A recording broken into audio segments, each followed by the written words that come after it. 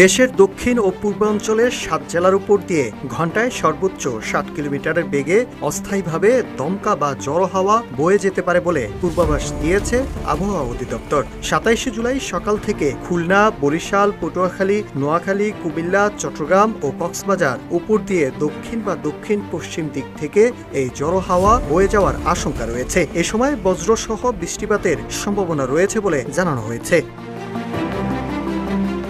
বৈরী আবহাওয়ার কারণে খুলনা, বরিশাল, পটুয়াখালী, নোয়াখালী, কুমিল্লা, চট্টগ্রাম ও কক্সবাজার নদীবন্দরগুলোকে ১ নম্বর সতর্কতা সংকেত দেখাতে বলা হয়েছে। এছাড়া ২৭ জুলাই সন্ধ্যা পর্যন্ত খুলনা, বরিশাল ও চট্টগ্রাম বিভাগের অধিকাংশ স্থানে এবং রংপুর, রাজশাহী, ঢাকা, ময়মনসিংহ ও সিলেট বিভাগের অনেক জায়গায় দমকা হাওয়া সহ বৃষ্টিপাতের সম্ভাবনা রয়েছে বলে জানিয়েছে আবহাওয়া অধিদপ্তর।